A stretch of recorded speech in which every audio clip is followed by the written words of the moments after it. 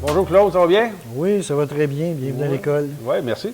Aujourd'hui, tu vas nous parler un peu de la sculpture ornementale, parce qu'il y a différents types de sculptures. On peut faire de la sculpture artistique, Oui. puis même dans la sculpture ornementale de mobilier, c'est très vaste aussi, hein? C'est tout un univers.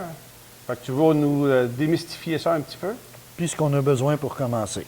OK, oui, effectivement, parce que je regardais dans des catalogues puis sur des sites Internet, puis il y a toute une panoplie de gouges puis de couteaux. Fait que faut se démêler un peu là-dedans, parce que j'ai pas besoin de tout ça pour faire du travail. Non. Quelques gouges permis, ce qui est disponible. Là. OK. Fait qu'on appelle tout ça une gouge, dans le fond. Il y a différentes familles dans les gouges. Oui. Une gouge est constituée principalement de deux parties, le manche, le fer. La variante va se faire au niveau du fer. C'est là qu'on va voir les différents types de fer qu'il y a et à quoi ils peuvent servir. OK. On a trois principaux types de fer. Il y a le fer droit, qui est le plus couramment utilisé. Oui. Mon fer est droit sur toute sa longueur. J'ai le deuxième type, qui est le fer courbé, qui lui a une courbure sur toute sa longueur. J'ai un troisième type aussi, qui est ce qu'on appelle le fer coudé, qui lui va se retrouver avec une courbure, mais seulement à l'extrémité, qui permet d'autres mouvements. Parfait. Fait que là, on comprend bien les trois principaux types de fer.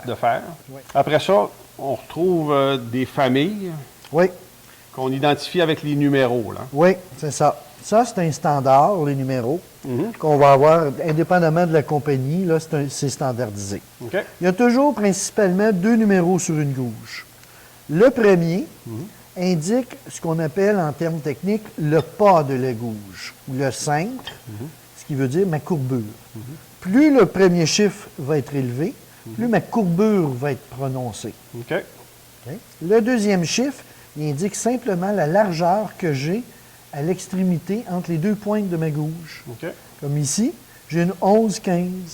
Donc, j'ai la courbure, le cintre de la gouge numéro 11, et celle-ci a 15 mm entre ces deux pointes de largeur. Fait que le deuxième chiffre, ça correspond à la largeur en millimètres de ta gouge. Oui, tout le temps. Ça, est-ce que c'est standard partout, chez toutes les compagnies? Oui, c'est standardisé. Le numéro 11-15, exemple. La courbure de la 11 d'une compagnie à l'autre va être la même courbure, le même rayon, la largeur va respecter.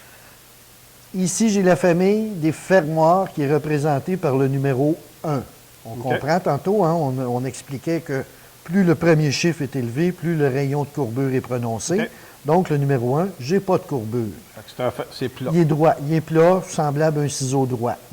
Dans les fermoirs, j'ai une variante qu'on appelle le néron, qui commence toujours par un chiffre 1, donc qui veut dire qu'il n'y a aucune courbure dedans. Sauf que le bout de mon fer, ici, va être à angle au lieu d'être droit. On a un néron. Un 1, il n'y a aucune courbure dedans.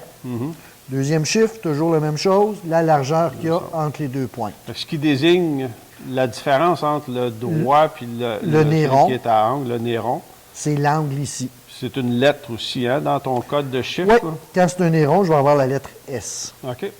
C'est standard. C'est ça, c'est standard tout le temps. Parfait. Ensuite, tantôt, on a vu qu'on avait trois types principaux de fer. Le fer droit, le fer courbé, le fer coudé. Oui. Dans la nomenclature, 8, le chiffre seul, m'indique que c'est un fer droit. Quand je vais avoir un fer qui est courbé, le premier chiffre de la courbure va être suivi d'une lettre. Le L indique toutes les fers courbés. Ici, mon fer coudé, il est représenté par la lettre A. Toutes les fers coudés vont avoir le chiffre de la courbure suivi de la lettre A. Parfait. Ici, dans le fond, j'ai trois gauges exactement de la même largeur, parce que c'est tout un 10. C'est ça, 10 mm de large. De la famille numéro 8, qui m'indique la courbe. La courbure, les trois ont exactement la même courbure. Fait que si on regarde ces trois couteaux-là ici, ils vont avoir exactement la même courbure. Même courbure, même largeur. Puis la différence... C'est la forme du fer. Ici, je n'ai pas de lettre, ça veut dire qu'il est droit. Il est droit. J'ai un L ici, ça veut dire que j'ai une courbe sur toute sa longueur. Puis ici, j'ai un A, fait que c'est un coude à ce moment-là. C'est ça. Ça, c'est standard sur tous les types de gouges. Oui. Là, selon le fabricant, ils vont nous offrir différents cintres, différentes courbures avec différentes largeurs Parfait. dans les différents Mais types c'est toujours le de même formes de code fer. là, qu'on Oui. retrouve partout. Oui. Fantastique, ça. Fait que les courbes vont partir du numéro 2 jusqu'au numéro 11. OK. 11 étant la plus cintrée, la plus courbée Oui, qui oui, est oui, possible oui, oui, d'obtenir. Parfait. J'ai d'autres numéros qui continuent après. J'ai 12, 13, 14, 15 et 16, qui sont une autre famille qu'on appelle les burins. La particularité d'un burin, ici j'ai une 14-10, j'ai pas vraiment une courbe, j'ai un V ici. OK. Il est fait à angle, j'ai un V. La différence entre le 12, 13, 14, 15, 16, ça va être l'angle OK. de mon V. Ouais, J'en ai une qui est disponible avec un angle de 90, une autre de 45, 55, etc. Fait qu'il me propose différents angles. OK. OK? C'est le même principe, je pourrais avoir une lettre suivant le premier chiffre qui m'indiquerait si c'est un fer droit ou si c'est un fer courbé. Il existe des burins qui sont dans un fer courbé. Fantastique. OK? J'ai ensuite les numéros qui sont suivis d'un F. Eux autres, leur particularité, c'est ce qu'on appelle, dans les catalogues, le terme français qu'ils utilisent est un fer à fleurs. Si vous avez un catalogue anglais, ils vont appeler ça fishtail. C'est pour indiquer la forme. C'est une forme d'éventail Oui. ici là, qu'on retrouve. Le terme anglais est quasiment plus visuel. Là, ça ressemble à une queue de poisson. Là, OK?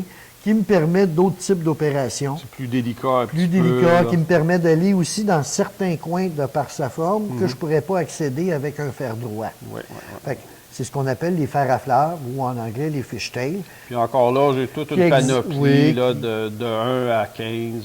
Pas nécessairement dans tous les cintres. Hein. Dans ces types de fers-là, ils vont représenter quelques cintres puis quelques largeurs, mais ils ne sont pas disponibles en autant de variété que le fer droit. Le fer droit est quand même vraiment un le standard. Un ciseau spécialisé ici, là, Oui. qui va servir à Des applications très précises. Oui. Là. Parfait. Oui. Excellent. Fait que là, on comprend un peu mieux la notion de chiffre, oui. mais c'est complexe aussi. Là. Fait que je pense qu'en rencontrant des professionnels, on peut approfondir un peu notre connaissance là, à ce niveau-là. Là. Oui, puis voir leurs spécifications. Là. Parfait. Merci beaucoup, Claude, là, pour l'information. Là, à ce moment-là, on est capable de se démêler un peu plus avec le système de numéros qui est standard dans l'industrie. Oui.